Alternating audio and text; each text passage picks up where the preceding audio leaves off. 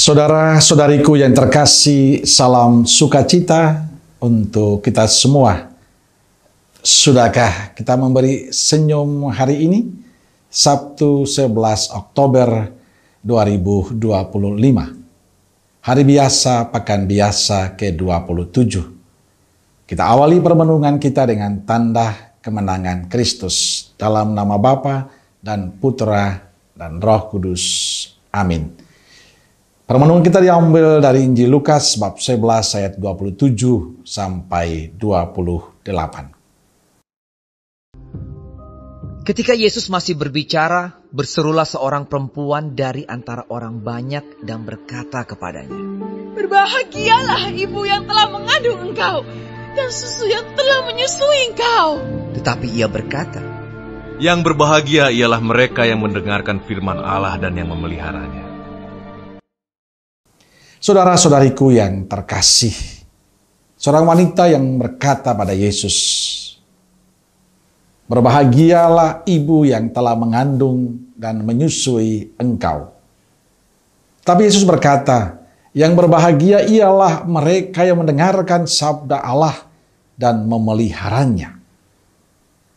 Jawaban Yesus ini sama pada saat orang menyampaikan bahwa ibu dan saudara-saudaranya mencari dia. Yesus juga berkata, ibu dan saudaraku adalah mereka yang mendengarkan sabda Tuhan dan melaksanakannya. Ini bukan berarti Yesus mengabaikan peran ibunya, peran Maria, tapi Yesus ingin menempatkan Bunda Maria sebagai contoh bagi kita semua. Karena Bunda Maria telah menghayati sabda dan memelihara dalam hidupnya. Maria telah menghidupi sang sabda itu bagi dirinya. Yesus jelas ingin mengatakan bahwa kebahagiaan hidup seorang tidak hanya ditentukan oleh faktor duniawi semata, hanya karena kelimpahan materi, hanya karena ia disanjung, dipuji oleh banyak orang, hanya karena jabatan dan status yang dia miliki. Tapi ada satu hal yang tidak boleh kita lupakan.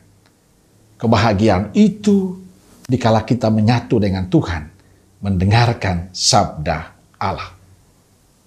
Hari ini kita mendapatkan pencerahan dari Yesus. Menurut Yesus, sumber kebahagiaan hidup yang sejati adalah ketika seseorang mendengarkan firman Allah, memeliharanya dan melaksanakannya dalam hidupnya. Kita mendengarkan firman Tuhan dan mempraktekkan dalam kehidupan sehari-hari, itulah sumber kebahagiaan kita. Dalam banyak kesempatan saya selalu berkata, jangan hanya membuka HP, tapi biasakan membuka dan membaca kitab suci.